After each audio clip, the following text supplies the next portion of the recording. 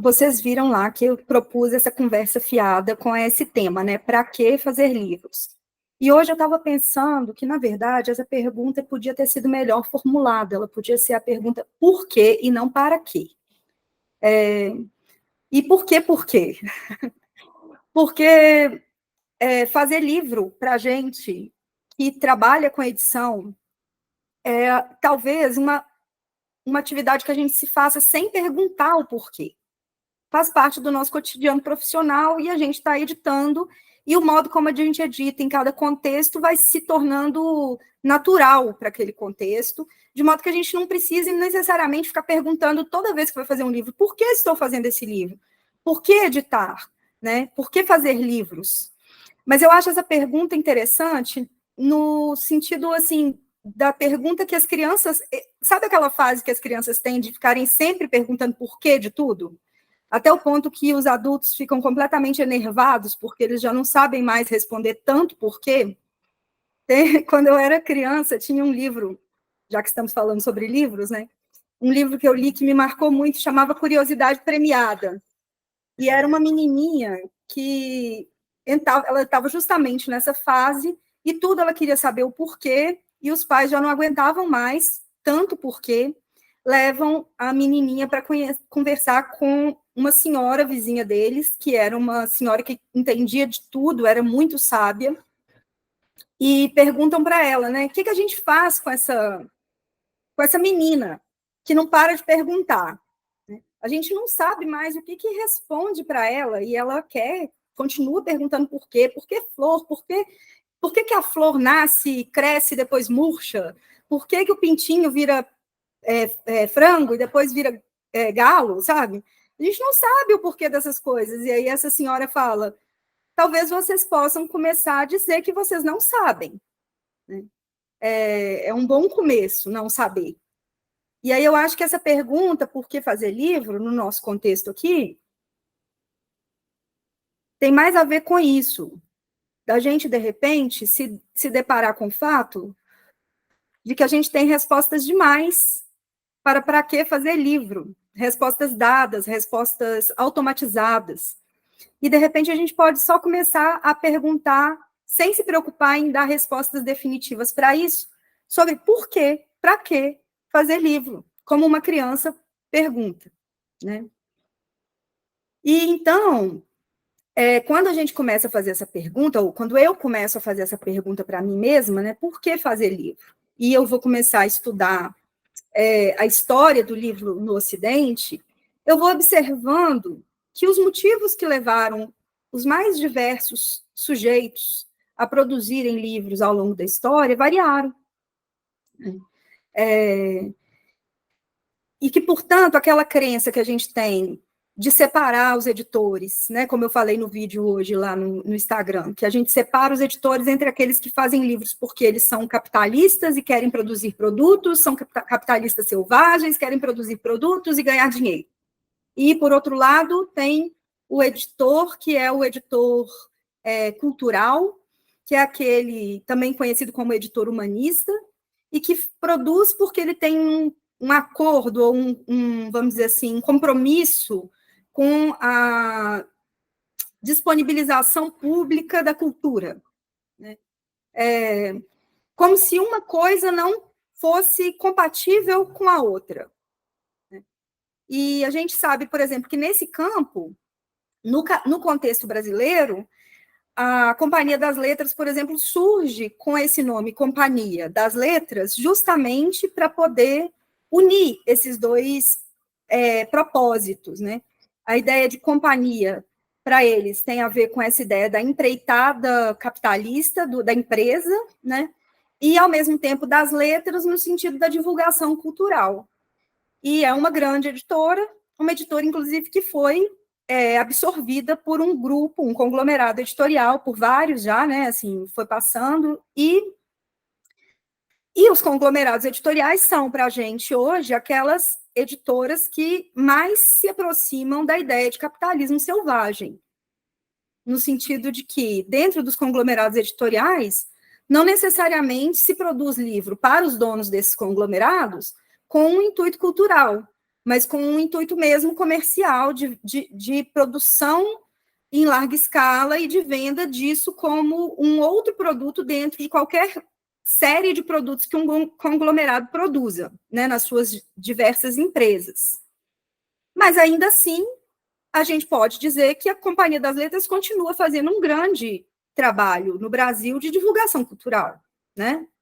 Só que unir essas duas coisas não é o suficiente para a gente pensar na abrangência de possibilidades que levam pessoas a editar. Eu pensei em passar hoje com vocês algumas informações sobre a edição desde da Biblioteca de Alexandria até a contemporaneidade, e nesse caminho a gente perceber que também, a partir de determinados objetivos de se editar livros, isso leva a fazer diferentes tipos de edição também.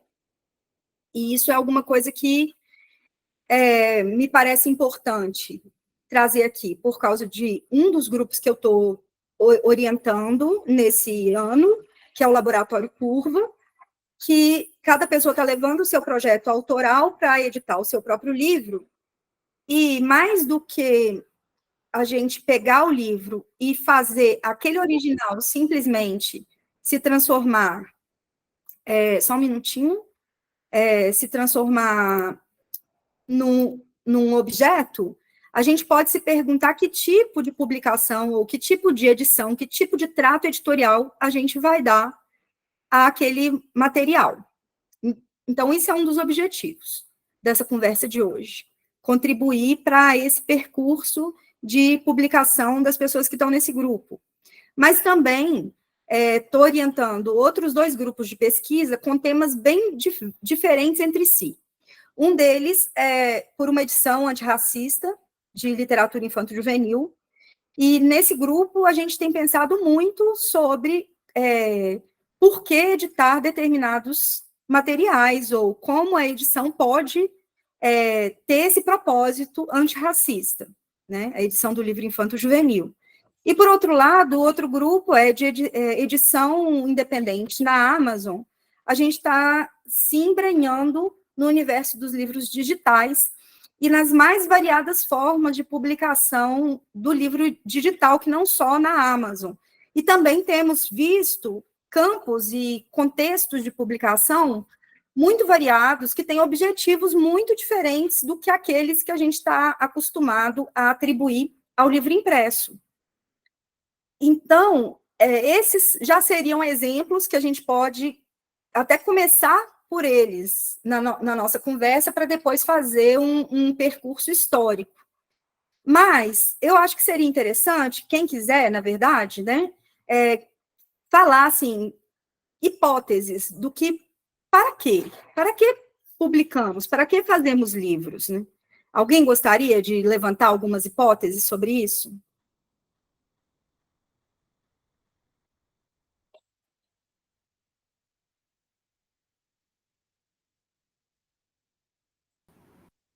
Bom, então, Assim, diga. pode falar. Pode falar. Na verdade, eu ia falar gerando uma pergunta, né? Ou seja, é o conceito de nosso, né? Do que a gente entende do porquê ou para que fazer livros, né? Uhum. Eu basicamente acabo entrando no comum, né? De registrar, de levar uma ideia, né? Com uma ideia para o concreto, né? Seja para o papel, para algo que você possa compartilhar aquele objetivo, né? Apesar que você fez a citação há pouco sobre a era digital, mas ainda assim eu acredito que traz esse viés de você concretizar o pensamento, a ideia, né? A história, né? E colocar isso no papel. Sim. E quando você pensa em publicizar, isso é uma coisa interessante, porque também nessa pergunta, né, para que fazer livros, eu fiquei. Eu escondi 2 palavras importantes para a gente pensar em fazer livros, que é editar e publicar, né? A gente pode entender essas palavras como sinônimas, no sentido de que editar é publicar, mas não necessariamente. Editar pode ser um trabalho prévio à publicação, e a publicação ser esse trabalho que é a entrega desse livro ao público, né? Uma etapa posterior ao trabalho de edição, a edição do texto, a edição do material, o fazer o objeto, né? E aí, quando a gente pensa que ao tratar essas duas palavras, a gente pode estar falando de etapas diferentes, também a gente pode se perguntar, teria por que editar sem publicar? Teria por que publicar para um grupo específico? Ou o que se espera com esse público, né? Quando você edita o seu material, que público que você tem em mente? Nossa. Eu acho que realmente tem duas situações. Eu acho que elas podem se complementar, né, como você estava citando. Mas puxando o gancho do que você tinha falado anteriormente sobre da construção da edição e pensando, né, de criar uma edição, um livro antirracista. Né? Então, ou seja, ali você já tem uma estrutura de ideia de você começar a trabalhar com ferramentas ou uma estrutura, né, indiferente do que é a história que vai estar dentro do livro, do conteúdo em si, mas a estrutura do livro ou como isso vai se dar, assim, que eu acho também que vale ser pensado. Então, quando penso na questão da edição, eu penso na construção do livro em si, né, em todos os aspectos, não só físico, né, mas como aquilo vai estar sendo abordado. E respondendo, por exemplo, eu tenho um livro que é quase uma masturbação eterna que eu tenho com esse livro, que eu nunca termino, mas é sempre uma brincadeira de ficar modificando. É um livro artesanal, então eu fico ali dentro novas ideias, né? Tiro, sabe? É quase um brinquedo para mim, né? Então eu fico testando possibilidades de como poderia gerar essa estética desse livro, né? Tem essa outra possibilidade. Para mim também é um teste, um laboratório. Ótimo, muito legal. Você ia falar, Douglas? Não? Vou voltar um pouco no tempo para a gente começar a criar uma linha aí de exemplos, pode ser?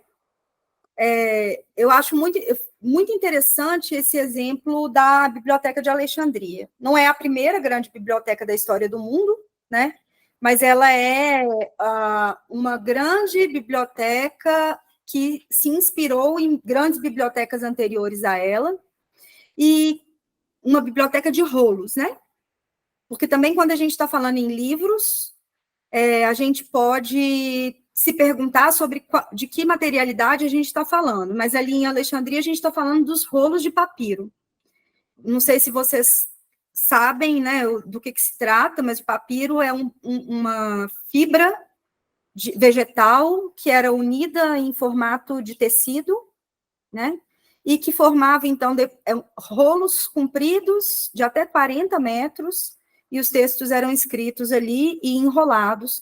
E a Biblioteca de Alexandria, então, ela é uma biblioteca de rolos, né? E qual que é o objetivo da Biblioteca de Alexandria? Era conseguir fazer um acervo de todos os livros do mundo, né? Então, além dos livros de produção do próprio Egito, ou do próprio, vamos dizer assim,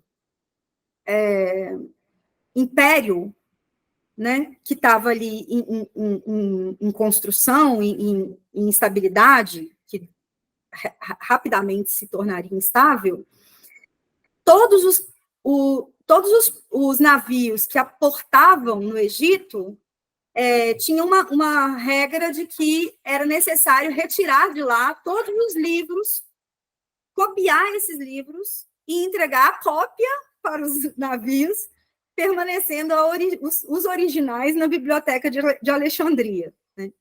Então, o objetivo disso era formar uma biblioteca, ou seja, para que fazer livros, nesse caso? Para devolver uma cópia aos proprietários dos originais, né? Assim, e conseguir ter ali estocados os originais das obras do mundo inteiro como uma forma de nutrir de conhecimento aquele império, mas também de mostrar um status cultural diante de outros povos. Quanto mais livros esse império tem, mais forte ele é no sentido do seu arsenal intelectual, entende? Então, tem até uma frase do período, agora eu não vou me lembrar quem menciona isso, que um império sem bibliotecas é como um exército sem arsenal, né? Sem armas, não, mas sem como é que chama? As balas, essas coisas que coloca na arma. Esqueci. Mas deu para entender. Munição, não? Munição, isso aí. Tem uma palavra melhor para isso, esqueci qual é. Bom, e aí, nesse momento lá em Alexandria, são vários, né, acho que são 2 séculos, né, de biblioteca, em que vão sendo construídos esses livros, que não necessariamente a partir de cópias originais. E aí os editores de Alexandria, eles começam a criar técnicas de edição crítica para conseguir fazer livros que fossem realmente, vamos dizer assim, o mais próximo possível dos seus originais e que os seus materiais fossem, de fato, confiáveis. Então, aí aparece uma primeira forma de edição que eu acho importante a gente mencionar, que é a importância da edição crítica na história do livro, né? Hoje em dia, a gente tem a edição crítica ainda funcionando, mas ela tem uma trajetória que tem a ver com o fato dos livros serem manuscritos no seu tempo mais antigo.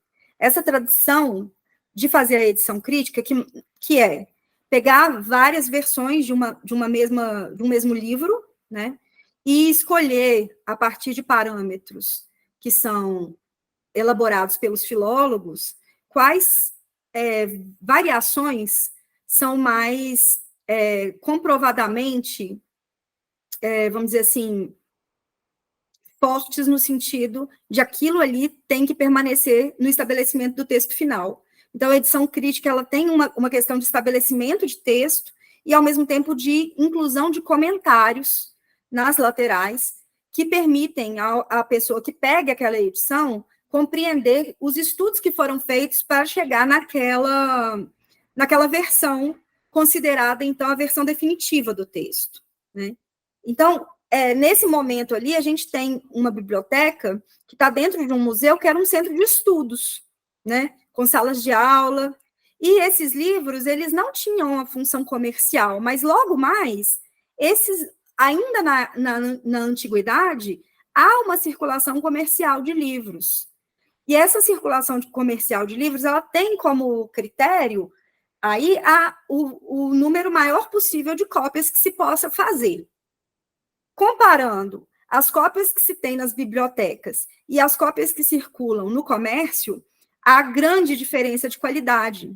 Eu não sei se vocês sabem como que esses livros eram produzidos. Vocês sabem, Ana, Douglas, Dudu, eles eram produzidos na Era Latina, na Idade Média, a gente vai chamar isso de scriptorium. Ali ainda é um outro nome, depois eu localizo o nome correto para vocês, mas era a mesma base. Era uma pessoa que era responsável por ditar os textos, enquanto isso, copistas escutavam e transcreviam esses textos. Então, o que acontece? Você tem, diante da velocidade de produção, quanto mais rápido você tem que produzir essas cópias, maior a chance de ter inúmeros erros nessas cópias. Por isso, as cópias feitas dentro dos escritórios de copistas da Biblioteca de Alexandria, por exemplo, se tornam um modelo a ser seguido na história, porque os critérios de estabelecimento, os critérios de cópia eram muito rigorosos, para que as cópias tivessem a menor variação possível. E aí, esses textos que vão se tornando cópias antigas e, vamos dizer assim, de garantia de qualidade, elas também viram um parâmetro de qualidade de cópia para as cópias comerciais. E aí, nesse momento, começa também a haver um outro nicho de para que publicar livros, que são os livros de colecionadores. Já naquele momento, no circuito comercial, começa a existir pessoas que compram cópias mais autenticadas, mais antigas, como uma garantia de ter uma cópia de melhor qualidade. E com o mercado de obras raras, surge um outro mercado. Qual que vocês acham que pode ser? Falsificação. Exatamente. Onde há obra rara, há mercado de falsificação. Né? E aí ali já tem esse outro para quê, que é forjar um texto, uma edição antiga numa edição nova. Então, eles enrolavam os papiros e colocavam no meio da serragem para ele envelhecer e parecer mais antigo do que era verdadeiramente e poder ser vendido por um valor mais alto, como era uma cópia antiga, né? Bom, aí a gente tem um gap. Não é que o livro parou de ser produzido, mas a gente tem um pequeno, vamos dizer assim, um intervalo entre uma tradição e outra. A tradição babilônica e a tradição dos copistas medievais. Só que antes da gente ir para eles, a gente pode dizer que não necessariamente num curso de história linear, mas em todos os tempos, nas franjas entre o oral e o escrito, o livro também teve uma outra função que não a função de transmitir textos clássicos, que era o caso da Alexandria, né, de transmitir e preservar textos importantes de todas as culturas, mas também o de fazer, a vez de memória rápida para um orador oral, para um orador, enfim, um orador oral não faz sentido.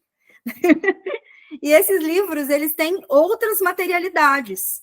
A escrita deles ela é mais sucinta, porque ele tem só a função de lembrar ao recitador os elementos essenciais para que aquela narrativa ou aquele canto seja executado na presença de um público. E essa execução, ela é sempre nova, ela é sempre atualizada pelos oradores. Então, o livro ele não tem a versão, nesse caso, olha como que é interessante, né? Enquanto a gente tem ali uma biblioteca em que se busca a versão final, a versão definitiva, aquela que vai ser considerada a substância essencial do conhecimento, no campo da transmissão oral da poesia ou das narrativas, o livro ele não tem a função de ser a versão final, mas de ser apenas o trajeto para versões que nunca serão definitivas, porque no campo da oralidade, cada versão ela é legítima, né, nas suas variações, né? E isso não é, Dudu? E isso faz, inclusive, com que essa manifestação das literaturas orais, elas não possam ser consideradas, por exemplo, ali na antiguidade, e nem mesmo para outros povos de culturas orais contemporâneas, a gente não pode dizer que existe uma versão definitiva, da mesma forma que a gente não pode dizer que existe um autor definitivo dessas literaturas, né? Porque não importa muito a origem, importa mais a performance, né? Ou aquilo que se estabelece no momento em que aquele texto está sendo dito. Então, já tem outro para quê, né? Que permanece ainda hoje. Diz, Dudu. Pode falar.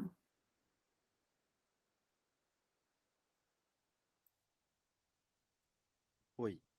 Oi. Não, na verdade, é que você, enfim, me mencionou e eu fiquei lembrando, assim, te ouvindo, daquele livro, A Letra e a Voz, né, do Paul Zumthor, Uhum. e que ele vai dizer de um movimento quando você apresenta a Biblioteca de Alexandria. Começa essa referência de biblioteca de referência de produção, né, de conhecimento, né, e acaba que literatura ou esse registro, né, dos copistas e quem ditava, né, e pessoas que vão copiando e todas essas marcações entre antiguidade. Eu acho que Babilônia, você falou um outro tempo para chegar a babilônico, antiguidade para moderno, sei lá, antiguidade para a idade, sei lá, medieval. Da antiguidade para o medieval. Nesse livro, a Letra e a Voz, o Voz é grande, né? Parece que é o último estudo maior que ele faz das literaturas medievais. E ele tem um capítulo que ele vai relacionar muito esse movimento instável, né? Inconstante, da voz, das oralidades, com essas marcas. Assim, eu te ouvindo, eu lembrei muito dele, porque ele fala dessas marcas, desse papiro, assim, de um papiro para o outro, e dessas, na margem, né? Dessas anotações, talvez, agora que você está me trazendo isso, não tinha imaginado, dessa edição crítica, ou desses editores. E aí fiquei pensando que, por isso que ele concebe a ideia de que não é oralidade, uma abstração entre oral e escrito, e sim uma vocalidade de uma historicidade que é variada, que é sempre inconstante. Aí ele traz um outro conceito que é de movência. Né? Então, a voz é essa movência, né? Esse nomandismo. E a letra pode carregar, sim, esse nomandismo, né? Assim, no sentido disso bem primal que você está dizendo, assim, do surgimento de uma biblioteca ou de um livro, né, que é a Alexandria. E aí eu fico pensando o desafio que eu pesquisei muito, que foi de tentar transcriar, né, uma transcriação, nem uma transcrição. Uhum. Durante uma pesquisa de doutorado, assim, sobre a voz e a letra, né, nos saraus e slams, até o Johnny me ajudou em algumas transcriações, que eu pedi ele auxílio, de tanto escutar tanta poesia daquele autor, daquela escritora, a gente acaba assimilando mais quando a gente vê esse movimento de movência, quando a gente está ali, né, na performance ao vivo, várias vezes, do mesmo autor. Eu já vi várias vezes o mesmo performance do Johnny falando um poema X, assim. E aí era quase que uma transcriação, tanto que que eu tento criar umas notas de rodapé, assim, nos meus estudos, dizendo que também era muito do que eu escutei várias vezes, e ao mesmo tempo eu fui usar o áudio como um mediador de escutar novamente. Um áudio gravado precariamente, assim, captado, assim, de celular na mão, nada muito Uhum. profissional, assim, se a gente fosse talvez trazer para esse lado da edição do áudio e transcrever a letra, né?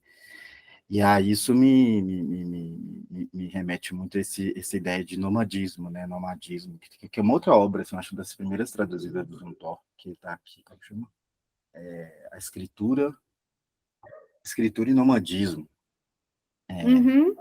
E aí ele vê essa letra e a voz, e aí acaba que o escritor e o leitor entra nesse movimento nômade, assim, né, também, né? E, poxa, bem legal, assim, gostei muito de você tá apresentando essa Alexandria como esse produtor também de livros, né, em papiros, assim. E aí, Uhum.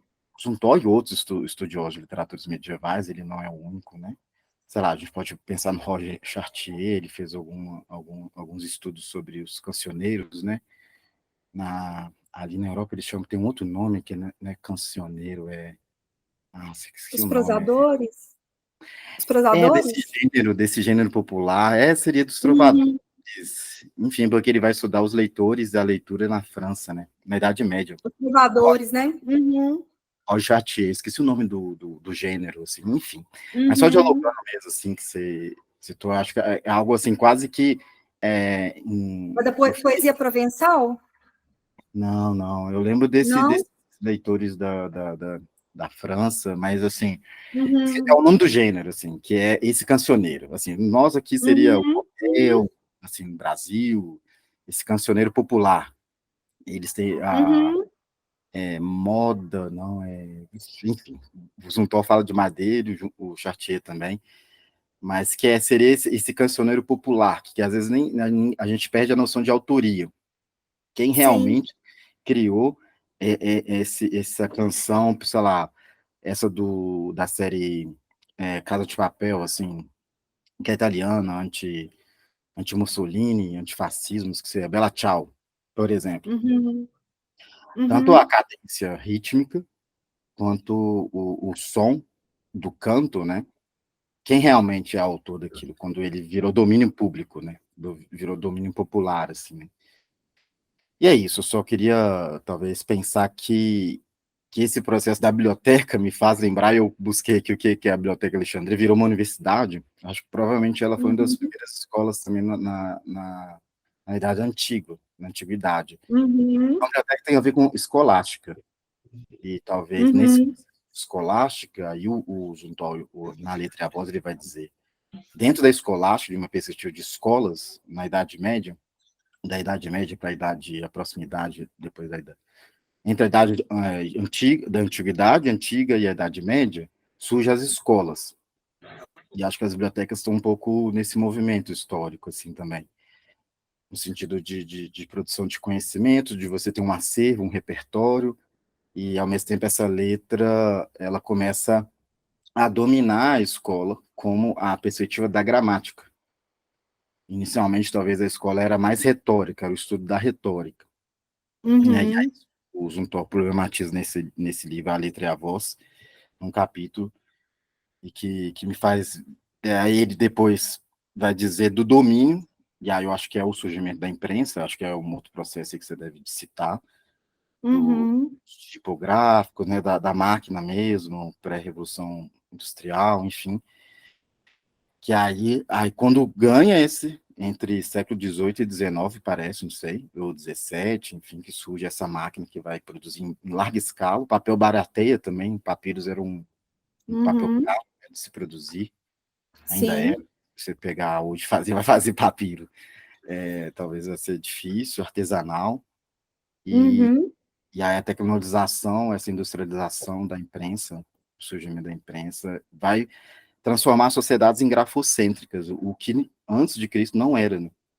Enfim. Não mesmo. Desculpa, é isso. É isso, é essa trajetória mesmo que a gente está fazendo aqui para ir entendendo essas razões, né? Então, complementando aí com detalhes, né, essa trajetória que se apresentou, Dudu, a Biblioteca de Alexandria, ela pega fogo, né? E se perde esse grande arquivo de publicações do mundo todo. E aí a gente tem, né, depois disso vem a queda do Império Romano, e aí nessa transição, né, queda do Império Romano e Idade Média, surgem os editores dos monastérios, que são os escritórios, e aí agora a gente já está falando em publicação em língua latina, principalmente, mas não apenas, ainda em grego, muita coisa, que vai ser recuperada e editada em grego, mas também já começa um outro movimento, que se a gente vai pensar ali na antiguidade, que é a recolha e o arquivamento de um arsenal intelectual mundial. Na Idade Média, esses monastérios eles começam com outro objetivo, que é recuperar aquilo que se perdeu, né? Aquilo que se perdeu porque, de fato, queimou, de fato se perdeu no tempo, de fato nas guerras, nas quedas desses impérios, isso vai desaparecendo. E aí o que permanece vai servir de base para um novo trabalho filogenético de estabelecimento de novas versões confiáveis, né? E de tradução dessas versões em grego ou em outras línguas, hebraico e tal, para o latim, né? Esse material, ele fica sendo produzido internamente nos monastérios, em escritórios que têm a estruturação semelhante à da Biblioteca de Alexandria também, que é a pessoa que dita e os escribas que copiam. E depois que tem uma cópia copiada, aí eles têm divisões de trabalho muito, muito ricas, né? Porque, como existe uma tentativa de estabelecer critérios em que essas cópias elas sejam, de fato, de maior qualidade, né? Uma pessoa que está começando a arte de ser escriba, ela fica responsável por coisas como traçar as linhas, né, no papiro, mas aí a gente tem uma mudança essencial que acontece na real, na antiguidade ainda, né, que vai se firmar na Idade Média, que é a transição da materialidade do papiro para o uso do pergaminho. O que é o pergaminho? Ele é uma pele, né, ou de ovelha, ou de vários tipos de mamíferos, mas da ovelha era o mais caro, assim, porque ele recebia melhor a tinta. Então, tinham ali pessoas que ficavam responsáveis por preparar o pergaminho. E qual que é a vantagem do pergaminho? Pensa só. O papiro é uma fibra vegetal, que ela é entrelaçada como um tecido. Daí, o fato dela ser enrolada. Ela é uma fibra vegetal muito frágil, ela não suporta dobra. Isso é a primeira questão. A segunda, ela se quebra com facilidade com o passar do tempo, né? Então, ela se perde com muita facilidade. O pergaminho é couro. Então, ele tem uma durabilidade muito maior. E ele pode ser raspado de modo a fazer pequenos ajustes também na produção. Mas não é isso, é a durabilidade e o fato dele ser produzido, né, em escalas que permitem, então, diante da sua durabilidade e maleabilidade, a dobra. A dobra faz toda a diferença na história do livro, porque a dobra é a transição do rolo para o códex. E o rolo, gente, ele influencia demais no sistema de leitura, né? Porque o rolo, vocês imaginam, é uma coisa grande que vai sendo desenrolada e lida. Para você ler, você tem que ir desenrolando aquilo ali, e ele não permite, por exemplo, que você volte a um ponto já lido para retomar um ponto. Porque você vai desenrolando de cá e enrolando de cá. Então, a primeira vantagem do códex para o rolo é a possibilidade de ir e voltar no texto. Isso faz um novo sistema de leitura que não é o da comunicação oral, né, Dudu, assim, porque o papiro ele tem esse sistema de leitura que é a leitura oralizada, ler em voz alta para que um público escute aquele material. O códex, na medida em que ele pode ser lido no sistema de ir e voltar, ele abre a possibilidade do estudo detido, do estudo do texto. E isso está intimamente ligado, o Melot vai dizer, à própria ideia do livro dos livros, que tem a ver com a Idade Média, que é a Bíblia. A Bíblia, ela é um livro para ser estudado, para voltar, para ir e voltar, para você recuperar passagens em diferentes momentos do seu estudo, né? A outra característica do códex é que ele é mais leve e ele é portátil. Ele permite ser carregado de um lugar para outro com muito mais facilidade do que um rolo que poderia desenrolar a qualquer momento, né? E aí, nesse contexto, então, começa a ser um outro tipo de produção de livro, com outros sistemas, com outros objetivos, como você mesmo falou, Dudu, essa coisa da questão do estudo detido, da leitura individual, mesmo que ali ainda não seja, na Idade Média, a prática que vai permanecer de leitura, né? A leitura ela ainda é coletiva e verbalizada, né? E aí os monastérios, eles são, então, responsáveis por um grande trabalho de recuperação cultural. Aí mais um para quê? Recuperar cultura. O trabalho de recuperação de cultura que foi feita na Idade Média, ela foi fundamental para que existisse renascimento. Sem esse trabalho de recuperação anterior, não tinha a releitura posterior que permite recriar uma ideia de Ocidente, né? Fala, Ana. Oi, estão me ouvindo? Sim. Eu acho que essa pergunta de por que publicar, a gente tem que pensar muito no contexto. Por exemplo, você fala do incêndio da Biblioteca de Alexandria e agora tem todo um novo contexto de falta de livros que se perderam, e isso gera uma necessidade de recriar esses livros. E aí isso é muito complicado, porque essa necessidade vai vir de quem? Quem que vai definir o que é necessário?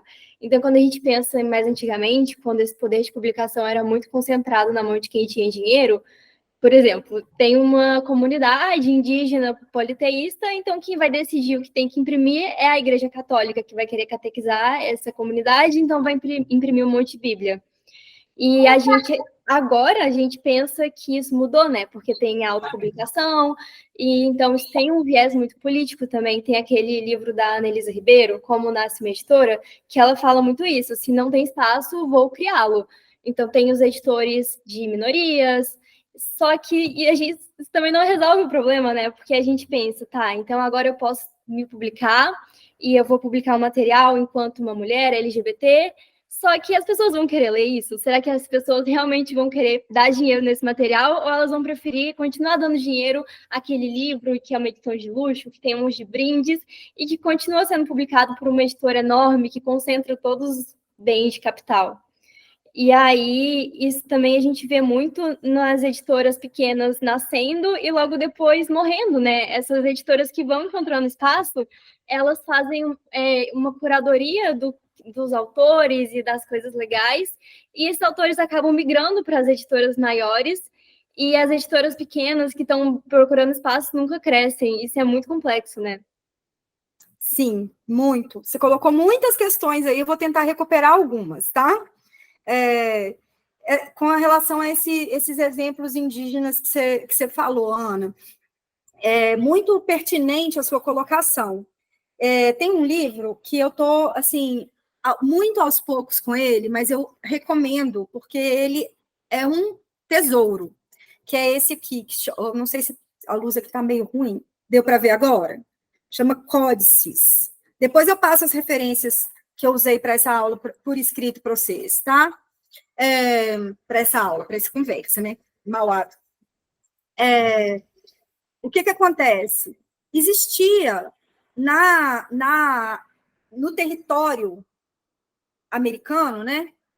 Antes da chegada dos colonizadores, já existia livro.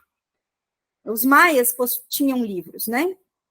E esses livros, eu acho até interessante que esse livro ele chama Códices, mas se referindo a esses livros que não são no formato caderno, eles eram no formato sanfona, e tinham diversas funções também, com um trânsito muito grande entre oralidade e escrita.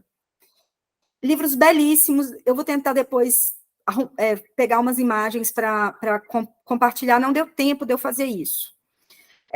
O que acontece? Quando os espanhóis chegam e arrasam, né, e viram uma terra arrasada, muitos destroem bibliotecas, destroem livros, e, no entanto, alguns colonizadores também percebem, são capazes de perceber a importância de não destruir esse material, sabe? E são responsáveis pela existência ainda desse material que foi destruído, no sentido de que dentro dessa força colonizadora existiram ainda pessoas que eram menos destrutivas e que infelizmente por elas, mas também graças a elas, esses livros permanecem até hoje.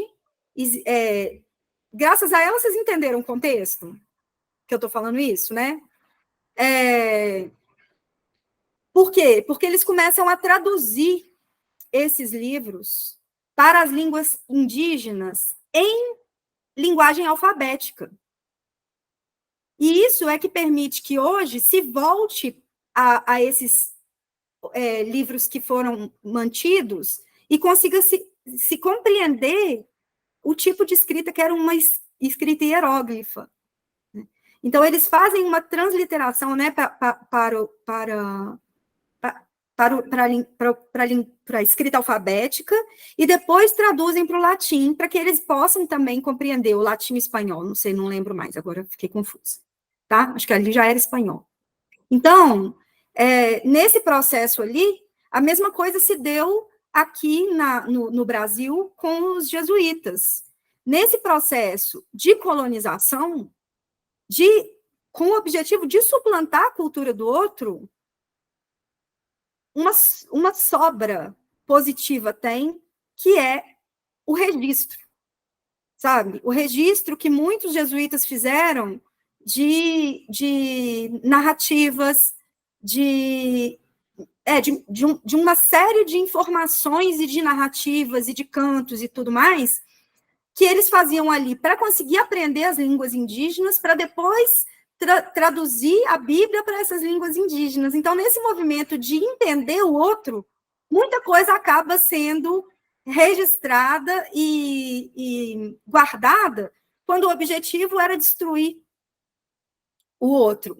Mas para fazer a destruição do outro, algum resto de arquivo se tem, né? Tanto que muitos povos indígenas no Brasil hoje retomam suas línguas antigas a partir de documentos de jesuítas. Tá? Fazem histórias, né? Conseguem recuperar a história da sua própria língua a partir desses registros. Agora, de outra forma também, a gente tem outras formas de edição de textos indígenas contemporaneamente. Muitos deles voltados para a produção de livros indígenas nas escolas indígenas, então para uma circulação interna a essas escolas, que é um trabalho de recuperação e de fortalecimento dos conhecimentos de cada povo. Isso também é um motivo, né? Então, nesse aspecto, tanto o renascimento na Europa, quanto a construção dos livros indígenas no Brasil, eles passam por um mecanismo semelhante da construção do livro, que é recolha de conhecimentos importantes por alguns, claro, né? Assim, feito por algumas pessoas que fazem essa espécie de curadoria da informação, como você falou, né, Ana? E aí, quando a gente chega dá esse salto temporal que você propôs aí, da gente já vir para esse nosso contexto contemporâneo, das inúmeras formas de se publicar, e aí a gente pode pensar também que nessas inúmeras formas de se publicar, existem experiências de publicação que, como o Johnny falou, são exercícios, são experimentações materiais, né, experimentações gráficas, outras que são publicações para uma divulgação o mais rápida possível do texto, sem que se preocupe muito com a materialidade final, né? Que é, por exemplo, a geração mimeógrafo, né? Apesar dessa materialidade ser muitíssimo interessante, ela não era o centro, ela era o meio possível. Mas aí a gente esbarra justamente nessa questão que você coloca, e que eu acho que é uma questão, sim, desse porquê, desse para quê que eu trouxe hoje, que é pensar justamente nesse contexto que você está colocando, Ana. E aí, quando a gente tem a possibilidade das pessoas publicarem por inúmeras formas, inclusive plataformas de autopublicação, né? Como que resolve dois problemas? O da visibilidade de todo esse material que é produzido, né? Essa visibilidade, ela também está passando por uma curadoria. O Thompson vai dizer que a gente não deveria falar ao contrário do que se discute no contexto das publicações independentes, né? Deixa eu explicar o que eu estou falando. No contexto das publicações independentes, surge com muita força essa ideia de bibliodiversidade. E os publicadores independentes atribuem a si mesmos a importância da sua existência para a bibliodiversidade, né? Sem negar essa importância, o Thompson vai chamar a atenção para o fato de que, mesmo que não houvessem as publicações independentes, os grandes conglomerados editoriais produzem uma quantidade gigantesca de livros por ano. Então, e por mais que a gente possa, ainda assim, se contrapor a ele e dizer assim, sim, Thompson, é uma quantidade gigantesca de livros, mas quando a gente fala em bibliodiversidade, a gente não está falando só de quantidade, mas de variação, né? De diferentes tipos de livros, de diferentes projetos de escrita, de uma saúde nessa variação aí, nessa diversidade, né? Que é menor dentro dos conglomerados, né? Mas ele vai dizer assim, mesmo que houvesse uma enorme quantidade de publicações só dos conglomerados editoriais, um problema persistiria, que é a visibilidade. Como que as pessoas têm acesso, vamos dizer assim, àquilo que elas procuram diante de uma superprodução de livros contemporâneos, né? E aí, se a gente parar para pensar, a gente cai num outro lugar do campo editorial, que não é a edição, e que não é exatamente o que a gente está conversando aqui hoje, que é para que fazer, mas quais são os mecanismos que estão sendo utilizados para expor os livros. Se a gente pensar, por exemplo, que um dos maiores vendedores de livros hoje é a Amazon, então a gente pode pensar que a visibilidade do livro ela está sendo ordenada pelos algoritmos que a Amazon define. E que, portanto, se você antes estava falando, né, Ana, depende de algumas pessoas que vão escolher o que vai ser publicado ou não, nesse momento a gente pode dizer que não necessariamente passa por uma pessoa que vai fazer esse tipo de curadoria, mas que um sistema de algoritmo vai fazer uma curadoria do que vai ser visível para o leitor. Esse é um problema.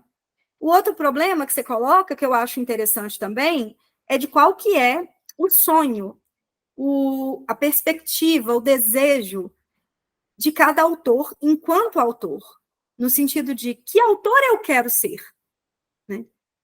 Eu quero ser um autor que vai ser lido pelo meu público e que tem uma grande interação dentro de um público, dentro de um contexto que provavelmente é absolutamente nichado, e aí eu estou falando, por exemplo, do grande fluxo de leitura e troca de textos que existe na Amazon, no Kindle Direct Publishing, ou, por exemplo, nas plataformas de autopublicação, em que as pessoas vão lá jogando capítulos dos seus romances e as outras vão lendo e comentando. Essa é uma experiência de produção do livro que, ao que me parece, tem sido suficiente para muitos escritores. Existem outros escritores que vão se autopublicar e que vão passar a vida inteira felizes com os leitores que eles vão produzir dentro do círculo em que eles estiverem. Então, eu vou até tal lugar, por exemplo, para pegar um exemplo grandioso, a literatura de cordel.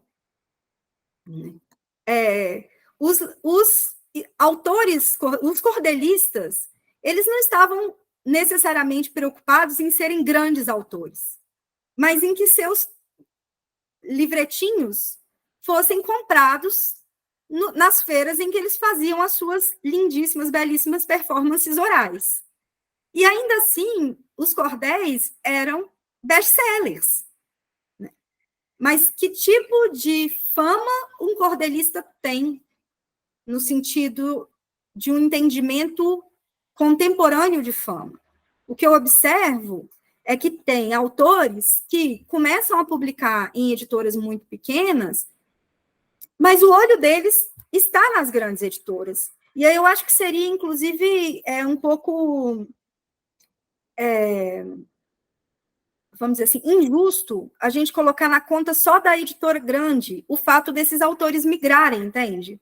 Porque tem um sonho de autor para alguns autores que vai fazer com que eles façam esse movimento. Independente, assim, claro que depende da editora grande querer, mas se ela não, mas ela querendo, eles vão querer, né? Pode dizer, John. Eu acho que dentro desse assunto que você está citando, me vem o tempo todo a ideia que eu acho que volta a responder a pergunta que foi feita, né?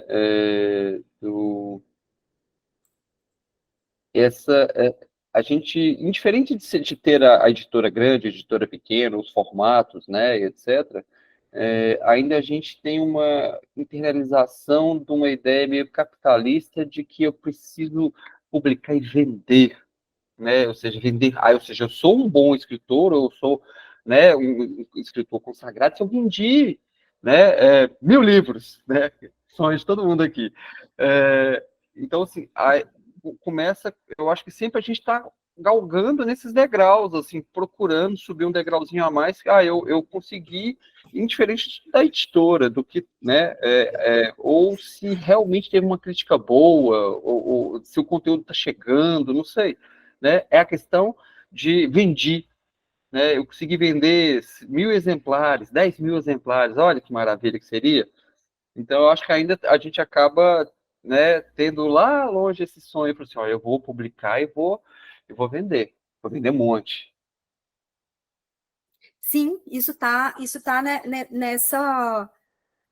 nesse objetivo mesmo. Então, vou voltar um pouquinho e rapidamente no tempo de novo, só para eu comentar como que essa passagem, ela muda mesmo a perspectiva do autor na modernidade, tanto que a gente ainda está, nesse sentido, muito ligado a essa transição. Mas eu queria só comentar uma coisa com você sobre essas formas de editar, que eu acho que dizem sobre os porquês também. Então, eu falei da edição crítica, e um outro tipo de edição que também ocorre nesses contextos de edição de monastério, depois, no contexto seguinte, que o Dudu também comentou, que é das primeiras universidades, ainda na Idade Média, isso ainda antes da invenção da prensa pelo Gutenberg, né? Que é o estabelecimento de textos de referência. Existe um tipo de edição que é a edição diplomática, que para a gente está cada vez ficando menos comum. O que é a edição diplomática? É você pegar uma versão, não precisa ser a versão definitiva de um livro, não precisa ser a versão que vai ser aquela que vai ser copiada ou reproduzida para a ampla divulgação. Pode ser, por exemplo, vamos supor, um autor, ele faz uma edição de um livro, depois ele faz uma segunda edição, e aí, essa segunda edição é que ele considera a edição definitiva, tá? E é essa que vai ser reproduzida nas próximas edições. Por algum motivo, por exemplo, histórico, é um motivo de edição, né? De reestruturar a história da escrita de um determinado editor, você pode optar por fazer uma edição diplomática, que é refazer uma edição tal qual uma edição posterior qualquer, mantendo nessa sua edição nova todos os elementos que tinham nessa edição anterior, ou seja, todas as materialidades. Isso inclui não só papel, formato, ilustrações, mas também erros. A edição diplomática, ela mantém todos os mínimos detalhes, porque ela quer ser uma fotografia, vamos dizer assim, daquela edição anterior, com o objetivo arquivístico, de estudo, né, daquela edição. E por que a edição diplomática está cada dia menos frequente, né, menos produzida? Porque as nossas tecnologias já permitem... Aqui passa um ônibus, gente, desculpa. Porque, com o passar do tempo, as tecnologias possibilitaram uma maior facilidade da produção de facsímiles. Então, quando a gente pensa lá no livro manuscrito, ou na trajetória do livro tipográfico até a virada do século XX, com o surgimento, por exemplo, do 19 para o 20, com o surgimento dos métodos de fotografia e dos métodos de impressão baseados no sistema fotomecânico, a gente não tem como fazer uma edição facsímile, né? Assim, ela pode ser... o que é uma edição facsímile? Ela é justamente a fotografia de uma edição original. Como não é possível fazer edição facsímile, fazia-se a edição diplomática, que é praticamente a mesma coisa, mas você recompõe. Você não fotografa. Deu para entender? Tá? Então, aos poucos, isso foi sendo transposto, mas a edição facsímile, ela tem um segundo valor, um segundo para quê, para além da diplomática, que é ser um objeto de estudo, ela volta naquele mercado que a gente falou lá no começo, que é o mercado das obras raras. Quer dizer, eu não tenho a obra rara, mas eu tenho uma cópia dessa obra rara, tal qual a obra rara é. Isso eleva o status dessa publicação. Uma edição facsímile, ela é mais cara do que uma reedição. Entende? Tá? Então, só queria comentar isso, porque isso vai determinar também que tipo, quando você vai fazer uma edição crítica, você vai produzir determinados paratextos muito diferentes de uma edição diplomática, de uma edição comercial e uma facsímile. Provavelmente você não vai produzir paratexto nenhum. Você vai fazer exatamente... Provavelmente não. Você não vai fazer outro tipo de paratexto. Você vai fazer exatamente como era aquela edição, né? Isso tem a ver com o porquê dessa edição.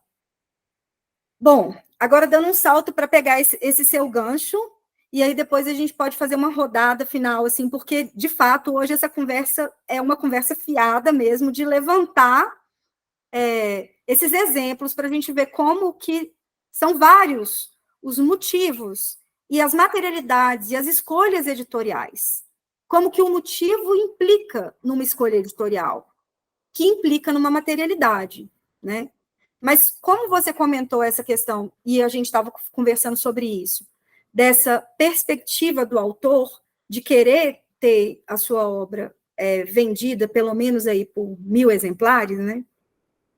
É muito curioso como que na transição da Idade Média para a Idade Moderna, os autores, eles ainda viviam num sistema de mecenato, né? Quando começa a existir autor no sentido dessa compreensão do sujeito criador, porque isso não é igual em todos os momentos da história da produção do texto na humanidade, né? Mas quando esse sujeito ele começa a entender que o que ele produz é alguma coisa que vem de dentro dele, isso tem a ver com a transição para a modernidade. O sujeito moderno e o autor, eles surgem juntos, né? E aí, o que acontece? Esse sujeito moderno, que é um autor, ele é bancado por um mecenas. Isso significa que ele vai produzir textos dedicados àquele mecenas, e aquele mecenas vai pagar por aquela publicação. Então, ele compra a tiragem. Isso faz com que surja esse paratexto tão interessante que, para a gente, hoje, parece uma bobagem, que é a dedicatória. A dedicatória, ela surge nesse momento como uma forma de justificar a publicação para que o mecenas pague aquele livro, entende? Então, eu falo, olha, esta obra incrível está sendo escrita porque ela é dedicada a fulano e a sua inteligência magistral, tá? Aí isso justifica para aquele mecenas, olha, tá vendo? Esse livro é para mim. Então, eu vou pagar essa publicação. E aí o autor ficava com alguns exemplares e ele ficava com o resto já pago. Isso era o sistema. De repente, começam a surgir autores que não fazem parte dessa casta, né? Dessa casta que está ali ligada à nobreza. E esses autores começam a pagar suas tiragens. Ou fazer acordo com os editores, no sentido de o editor produz, fica com uma parte substancial da tiragem e o autor vende uma parte pequena para ele tirar uma grana. Ou, mais raro ainda, muito raro nesse começo, o editor pagar para o autor pelo texto. Muito raro, tá? E os autores que recebiam mecenato achavam que era, tipo assim, o fim. Sabe o que é uma decadência? É uma pessoa fazer uma coisa dessas, né? E por que era uma decadência fazer uma coisa dessas? Justamente porque não era uma decadência, era uma ascendência, eram sinais, eram sintomas de que os textos estavam sendo produzidos fora de um sistema muito fechado de nobreza. Nesse movimento, aos poucos, isso vai se tornando o modo operandi da produção, que vai, então, aos poucos também se transformar no modus operandi, que é o editor compra o manuscrito. Compra o manuscrito. Tá? O manuscrito. Ele paga uma quantia por aquele manuscrito. Então, aquele manuscrito pertence àquele autor. Autor não, aquele editor. Dali para frente, o dinheiro que o autor recebeu está pago, igual a academia, está pago. O editor faz quantas tiragens ele quiser e ganha o tanto de dinheiro que ele quiser em cima disso. E aí a briga do editor é com os outros editores, né? Porque aí viram os sistemas dos editores estabelecerem os seus privilégios. Eu posso publicar esse texto porque eu comprei esse original, não você. E aí, obviamente, onde tem privilégio, tem pirataria, né? E aí, nesse momento ali, século XVI e XVII, a gente tem um sistema ali que, se vocês quiserem aprofundar nisso, é a leitura do Febvre e do Jean Martin, que é o aparecimento do livro, que é o sistema em que os editores eles têm o controle da publicação dos livros dele dentro de um Estado, né? Dentro de Estado-nação. Fora dali, não tem esse privilégio. Então, o que acontecia? Editores de outros países publicavam os livros em língua estrangeira, por exemplo. Um editor inglês publicava um livro em francês, chegava nas fronteiras e vendia o livro para a França por um preço mais barato. E aí, essa era a guerra dos editores, assim. A guerra da pirataria, nesse momento, é uma guerra entre editores, e não dos autores. E aí, vai passando o tempo, e acontece algumas mudanças, que eu não vou entrar em detalhes, porque já são 9 e 15, mas sobretudo por causa das netas do La Fontaine, que vai ter uma reviravolta, mas não só isso, os editores começam a ver que eles vão perder os privilégios, aí acontece na França, por exemplo, deles solicitarem ao Diderot que escreva um documento defendendo os privilégios dos editores, e o Diderot escreve a carta ao comércio do livro, que é, na verdade, um modo que ele dá, um jeito que ele dá de defender os editores, mas, na verdade, já começar a falar em direito dos autores, porque o próprio Diderot sofria pra caramba na mão dos editores, que os editores mexiam no texto dele, cortavam, a enciclopédia dele foi editada em frangalhos, e ele, então, escreve esse documento, que é um documento importante. Ao mesmo tempo, a Rainhane, lá na Inglaterra, estabelece a coisa do copyright, não é o copyright ainda, é o direito sobre a cópia, e não sobre o texto em si, como direito autoral. Porém, é nessa transição entre... Então, a gente vai vendo surgir esse autor, que vai cada vez mais tendo consciência de que o que ele produz sai de dentro de si mesmo, e esse embate entre editores, que chega num ponto que a força do Estado precisa interferir para tomar uma decisão, que começam a surgir os direitos autorais. E aí, os direitos autorais passam, então, a existir nesse sentido de que o autor ele não vende exclusivamente e definitivamente o seu texto para um editor e pronto, acabou. Ele vende o direito da cópia para o editor. né? E dentro do direito da cópia, ele vai receber sempre uma porcentagem por essa venda. Como justificar isso para os editores? E como que os editores justificam isso para que eles consigam legitimar os seus autores em detrimento dos autores dos outros editores? A partir da ideia de estilo. Aí a ideia de estilo individual vem à tona como a coisa mais importante da literatura, que até então não era.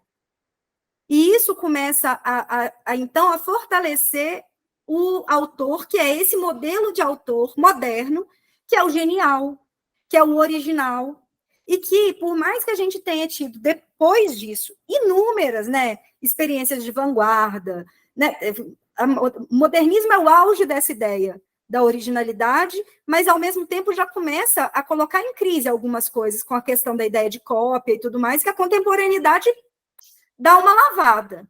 No entanto, volto mais um pouco. São esses editores dessa virada aí do 18, já 18, 19, mas 19, vamos dizer assim, 18 para 19. Com essa questão do capitalismo editorial que começa a se fortalecer, eles começam também a perceber que é preciso aumentar o público leitor. Porque até então as tiragens, elas não eram gigantescas, não tinha quem comprasse. Eram tiragens grandes para a época. Mas essa dimensão de tiragem que a gente tem hoje, que é a maior tiragem possível, porque a gente compreende que o mundo inteiro é letrado, isso não existia antes. É esse processo que o Dudu chamou de... Qual que é a expressão mesmo, Dudu? Eu esqueci. Das sociedades grafocêntricas, né? E que isso não se dá só por causa do livro, se dá por causa da imprensa, mas porque a prensa permitiu que mais objetos escritos circulassem livremente nas ruas, placas, panfletos, propagandas, tudo isso constituiu uma sociedade que antes tinha uma base oral de constituição do próprio conhecimento e da circulação no espaço, vai ficando cada vez mais vinculado à escrita, certo? E aí, num certo momento, o capitalismo editorial também vai fazer uma forcinha, vamos dizer assim, para que os estados estabeleçam a necessidade da alfabetização universal. E essa força da necessidade da alfabetização universal, portanto, está intimamente ligada ao mercado editorial. A necessidade de ter cada vez mais, leitores possíveis para os livros, né? E aí, com isso, junto com isso, que tinha, numa grande medida, um desejo de venda desse produto capitalista, que é o livro, vem também uma mudança no que se considera conhecimento essencial para uma determinada cultura. Porque aí o conhecimento essencial ele passa a ser compreendido como conhecimento de escrita. Só tem inteligência quem lê, né? Só consegue guardar conhecimento a pessoa que é alfabetizada, como se a humanidade não tivesse muito mais tempo de história, de conhecimento e transmissão de conhecimento pela oralidade, por outras formas. E aí, é claro, né, Johnny, que todo mundo quer poder sobreviver do seu ofício. Eu não acho que isso seja um problema, né? No entanto, esse sobreviver do seu ofício, por causa dessa história que eu resumi muito aqui, ele se mistura muito com simbologias de grandiosidade do sujeito que vão dar uma sensação, por exemplo, no escritor, de que se ele não é capaz de vender, vamos dizer aí, as 1000 cópias que você colocou, né, ele não é um grande escritor. A gente equipara uma coisa à outra como se fosse uma coisa determinante da outra. E aí a gente tem que esbarrar no problema que a Ana colocou. Mas como isso pode ser equivalente se nós não temos sistemas equivalentes, de divulgação e de visibilização, e, ao mesmo tempo, de interesse, sabe?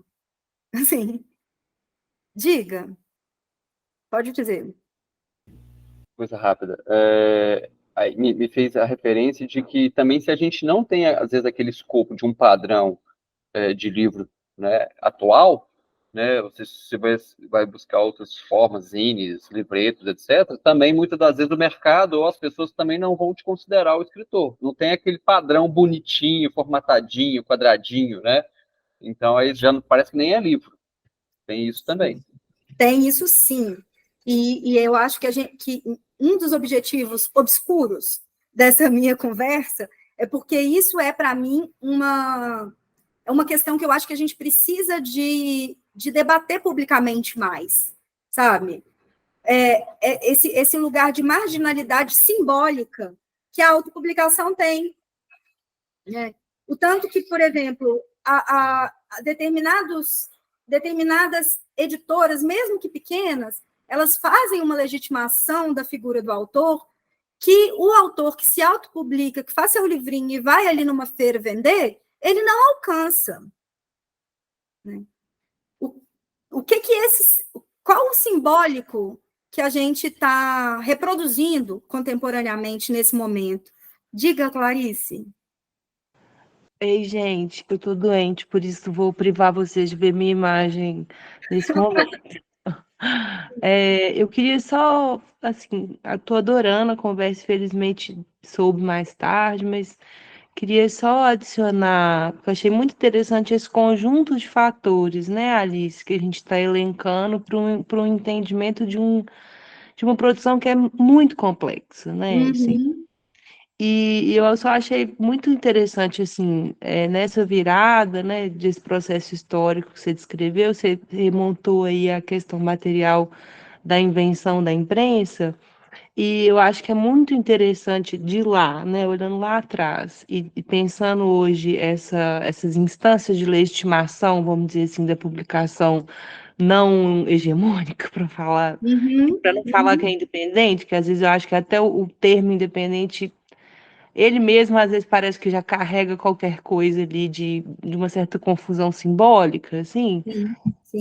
né? Tipo assim, eu sou legítimo, mas eu sou independente, né? Assim, tem uma Sim. negação numa afirmação. Mas, enfim, eu queria só, assim, comentar mesmo, assim, acrescentar essa dimensão material e técnica, né? Porque você falou ali da invenção da imprensa e o quanto as estruturas de produção gráfica acompanham esse processo, né? Do autor, do editor, dos direitos, da cópia. Acho que isso que você trouxe do facsímile é muito interessante.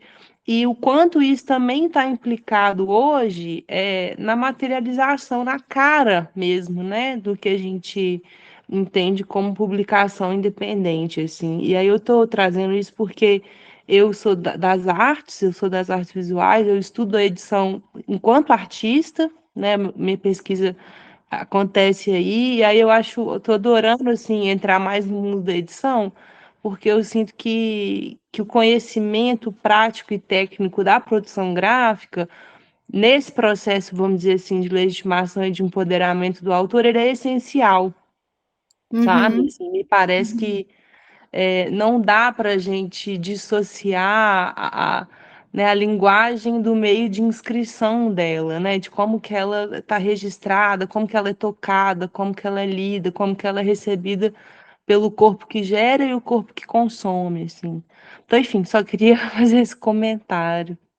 Nossa, eu super concordo com você e queria, inclusive, sugerir, né, para quem quiser aprofundar um pouco nesse ponto que você colocou da confusão vocabular, né, em cima da ideia de independente, o doutorado do José Muniz Júnior, que é professor do Cefet, é sobre isso. E ele vai discutir, ele vai pesquisar entre vários tipos de produtores, vou usar essa palavra que você usou, Clarice, contra-hegemônicos, como que eles entendem a palavra independente, se eles se identificam com ela ou não, e que sentidos que eles dão para essa palavra. É muito legal essa tese, e ele também vai nessa direção de observar como que nesse enorme grupo existem vários subagrupamentos que se organizam a partir de diferentes materialidades mesmo, né? E como que existem produtores que estão mais ligados à pesquisa gráfica, à pesquisa visual, e outros que ainda afirmam muito mais a coisa da transparência do livro e do conhecimento, no sentido de uma edição de uma literatura, mas mais num campo da transparência da materialidade, mais do conceito, né, do texto em si, né?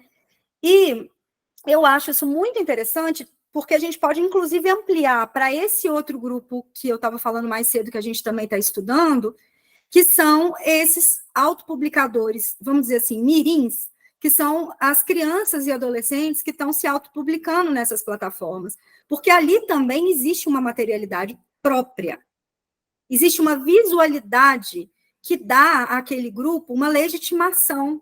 As capas, quando a gente entra nessas plataformas, elas têm uma estética comum, né? Então, assim, eu acho que eu não sei se foi exatamente isso que você quis dizer, Clarice, mas eu compreendo que tem uma formação de comunidades estéticas que ajudam a legitimar determinadas publicações, entende? E que, por exemplo, quando eu falo desse autor independente que vai numa feira e que leva um livro, que esse livro, ele às vezes, ele não é bem recebido, a gente pode se perguntar, não vou responder que é isso, ou que seja só isso, mas a gente pode estar se perguntando se ele não está com um olho no peixe e outro no gato, no sentido de estar produzindo um livro que tem uma materialidade de um livro super convencional, que é publicado por uma editora comercial, mas que é uma autopublicação, quando, na realidade, em determinados espaços de circulação do livro contra-hegemônico, o livro ele está intimamente ligado a uma outra experiência da materialidade, e que essa outra experiência de materialidade diz que aquele livro pertence a uma certa comunidade de leitor e se valoriza nesse lugar. Então, é como se esse livro ele ficasse no limbo, no meio do caminho entre um mundo e outro, e isso pode prejudicar a recepção desse material. É uma hipótese que eu tenho, sabe? Eu acho que é meio isso, assim, pode ter um exemplo que, né, de um prejuízo, mas eu acho que o que eu estava dizendo era de um fator de influência, assim, independente se vai prejudicar ou não, mas, assim, a materialidade, ela altera a percepção, assim, Sim. tanto quanto o texto. Claro que, assim, né, se você está falando de texto, claro que o foco é o texto, né, assim, mas é porque como eu olho muito para essa edição dentro do campo das artes visuais, a gente, né, os artistas problematizaram ao extremo, assim, essa questão da materialidade, de tiragem, do que é, assim, até desconstrói até demais, às vezes, eu acho, até por isso que eu estou olhando um pouco para o mundo da edição, para entender um pouco da construção, para também não radicalizar muito. Mas eu estava dizendo muito também da importância de entender os meios, acho que é um pouco isso, sabe? Porque eu vejo, às vezes, um pouco como um caminho de crescimento mesmo, assim, da discussão, sabe? Das pessoas entenderem, né, a natureza de um xerox, de um offset, de uma laser, de uma digital, de um grampo, e assim, não só pelo barato do fazer, que é incrível e é um barato mesmo, mas entender isso enquanto estratégia, sabe? Sim, assim, e é disso que eu estou falando, exatamente, exatamente disso. No sentido de que, mas o que eu chamei disso é que forma-se comunidade em torno de técnicas também, entende? Em torno das materialidades. Então, quando você está falando isso, assim, nesse universo, a pesquisa sobre a forma, ela está constituindo o objeto, né? E a comunidade que está interessada nesse tipo de publicação, ela, de alguma forma, espera esse tipo de materialização, né? E, enquanto que, no universo dos livros comercializados por grandes conglomerados, você vai esperar essa materialização, com uma capa talvez diferente, mais bonita, porque isso aqui é das décadas de 90, enfim. Mas, assim, e o que acontece, porque eu não estou falando de autor independente que publica dentro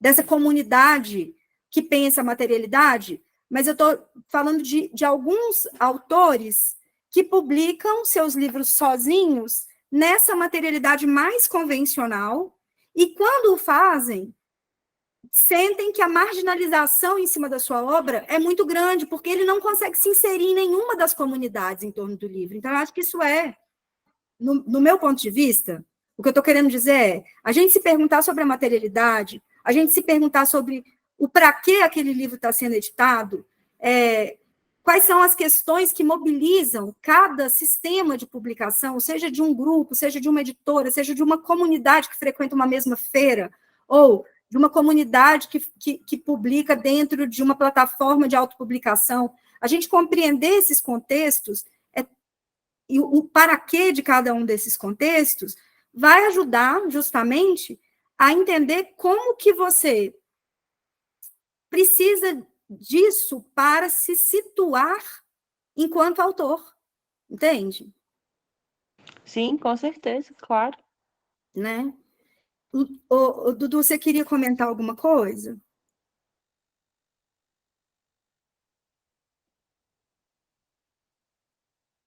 Seu microfone está desligado.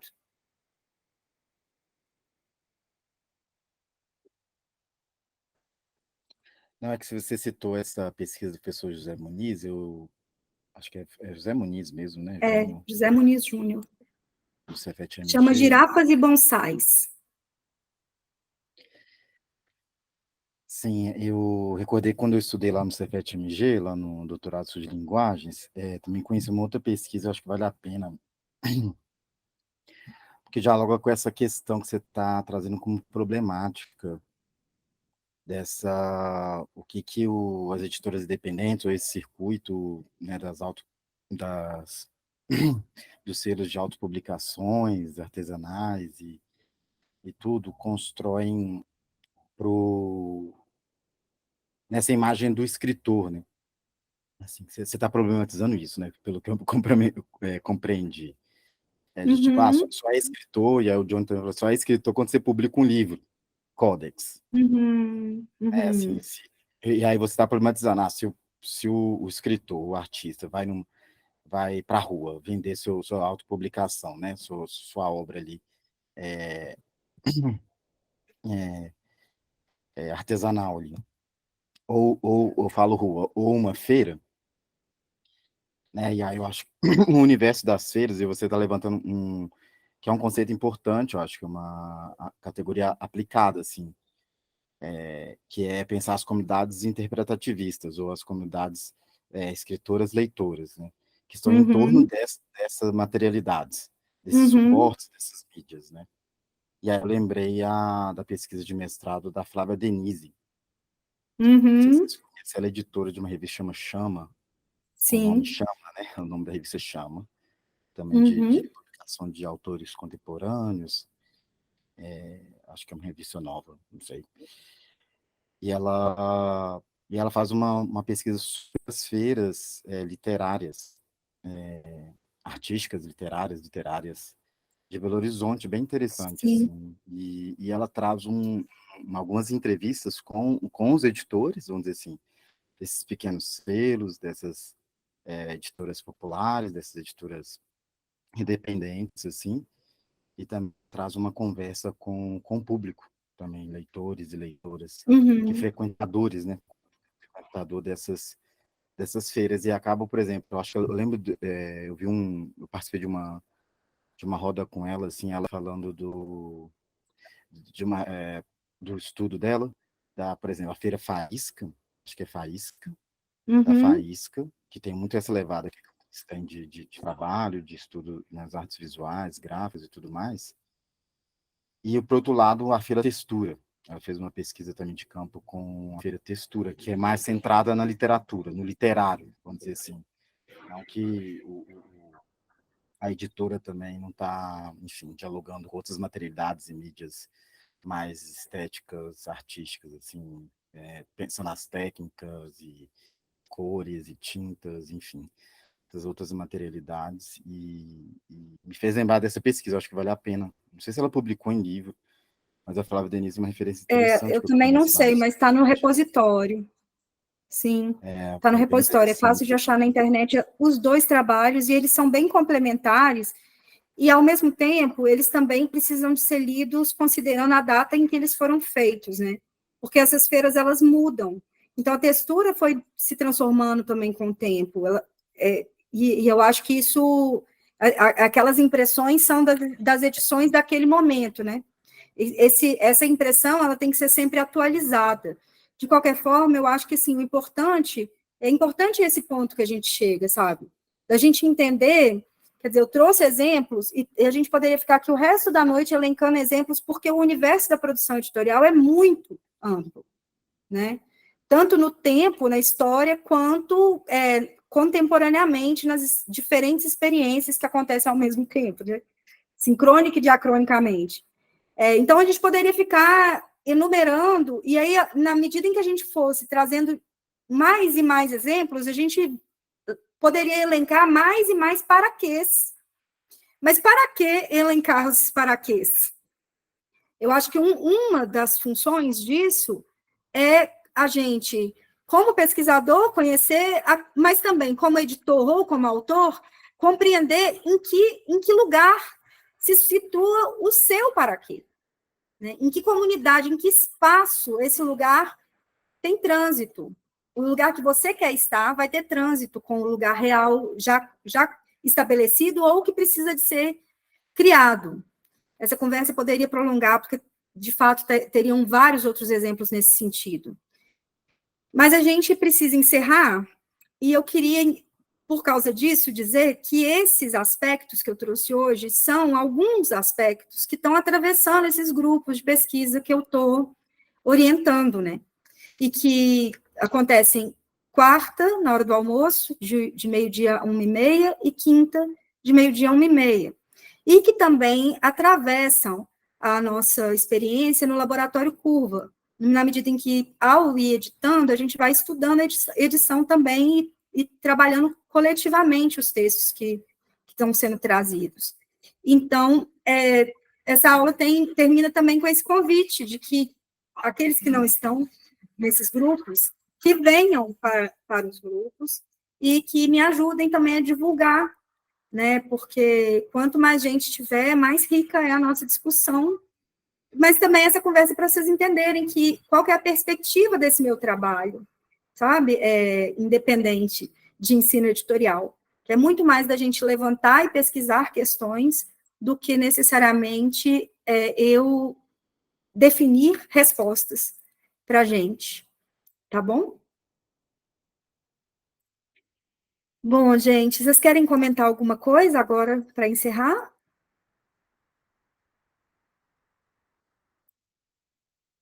Eu queria agradecer vocês por estarem presentes hoje nessa conversa fiada.